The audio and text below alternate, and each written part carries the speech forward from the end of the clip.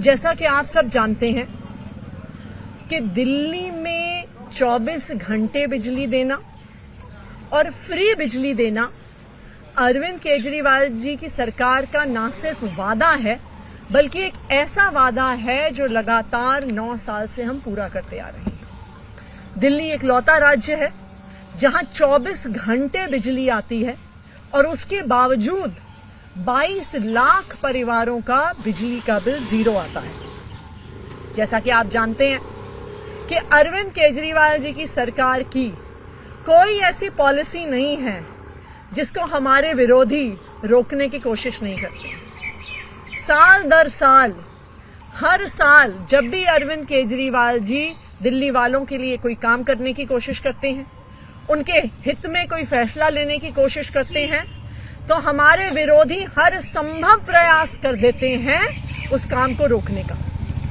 आपको याद होगा कि पिछले साल भी जब बिजली की सब्सिडी आने का समय आया था तो कितनी कोशिश हुई थी हमारे विरोधियों द्वारा उस सब्सिडी को रोकने की। एक समय तो ऐसा भी आया था जब हमें ये घोषणा करनी पड़ी थी कि आज के बाद जीरो बिजली बिल समाप्त हो जाएंगे। इस साल भी पिछले 1 महीने से लगातार इन लोगों ने हर संभव प्रयास कर लिया कि आने वाले वर्ष 2024-25 में दिल्ली वालों का जीरो बिजली का बिल ना आए और किसी तरह से केजरीवाल सरकार की सब्सिडी रुक जाए। इन्होंने अफसरों को बुलाया, अफसरों को धमकाया, पूरी कोशिश कर ली कि दिल्ली वालों के जीरो बिजली के बिल रुक जाए। लेकिन जैसा कि आप सब जानते हैं कि अरविंद केजरीवाल जी ने जब एक बार दिल्ली के लोगों को वादा कर दिया तो फिर उन्हें जो भी करना पड़े, जितना भी संघर्ष करना पड़े, जिसके आगे हाथ जोड़ना पड़े, जिससे लड़ाई करनी पड़े, कुछ भी करना पड़े, अरविंद केजरीवाल जी दिल्ली वालों को अपना वादा पूरा करके रहते। और आज मुझे सभी दिल्ली वालों को ये बताते हुए बहुत खुशी है कि आज की केजरीवाल सरकार की कैबिनेट की बैठक में जो दिल्ली वालों को फ्री बिजली के बिल मिलते हैं, जो उनको सब्सिडी मिलती है, वो 2024-25 में भी जारी रहेगी। उसका फैसला आज कैबिनेट ने लिया है।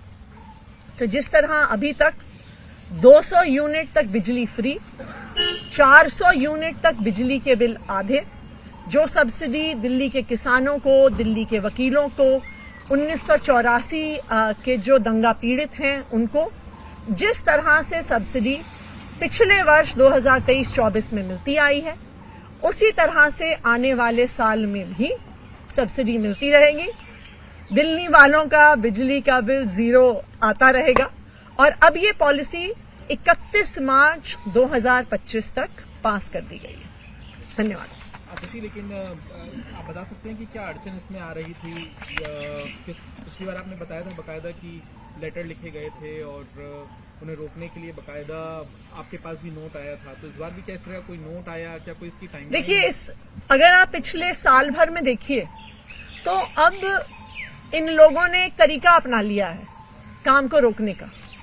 अब ये खुद खुलकर कुछ नहीं करते हैं, ये अब अफसरों को धमकाते हैं, अफसरों को बुलाते हैं, धमकाते हैं, कहते हैं कि अगर तुमने केजरीवाल सरकार के साथ काम किया, केजरीवाल सरकार की काम में मदद करी, इनकी पॉलिसी पास करवाई, लागू करवाई, तो तुम पे विजिलेंस इंक्वायरी कर देंगे, तुम्हें सस्पेंड कर देंगे, तुम्हें जेल में डाल देंगे, तुम पर सीबीआई ईडी के केस करवा देंगे।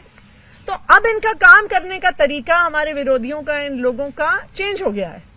पहले ये हम पे खुल के वार करते थे, अब ये खुल के वार नहीं करते हैं, ये अफसरों के माध्यम से काम को रोकने की कोशिश करते हैं। लेकिन जैसा आप सब जानते हैं, जो दिल्ली वालों को अरविंद केजरीवाल जी वादा करते हैं वो उस वादे को पूरा करके दिखाते हैं। मैम, कितनी लोगों को इसका लाभ मिलेगा? क्या उनकी संख्या बढ़ी है? और इसके ऊपर, सब्सिडी के ऊपर सरकार के ऊपर कितनी? देखिए, सरकार के ऊपर तकरीबन 3,500 करोड़ का सालाना वहन होता है। जो एक्चुअल अमाउंट है वो तो कंजम्पशन बेस्ड डिपेंड करता है। अप टू 200 यूनिट्स बिजली बिल्कुल फ्री होती है। 200 से 400 यूनिट में आपको 50% की सब्सिडी मिलती है। जो किसान होते हैं उनको सब्सिडी मिलती है, लॉयर्स चेंबर्स में मिलती है, 1984 के दंगा पीड़ितों को मिलती है।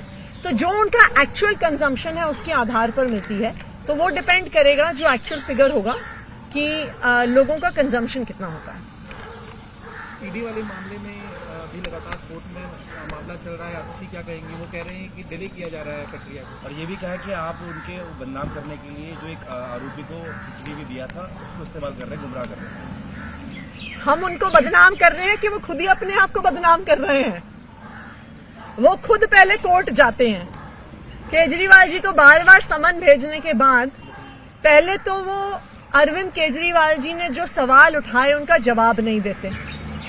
उसके बाद वो खुद कोर्ट जाते हैं कि ये समन लीगल है कि नहीं है, कि अरविंद केजरीवाल जी को कोर्ट आना चाहिए कि नहीं आना चाहिए। भाई अगर आप खुद कोर्ट गए हो तो फिर कोर्ट के फैसले का इंतजार करो ना।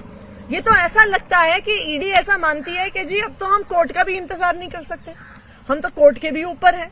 भाई खुद कोर्ट गए, अब कोर्ट का सम्मान करो, उनके फैसले का इंतजार करो। Thank you.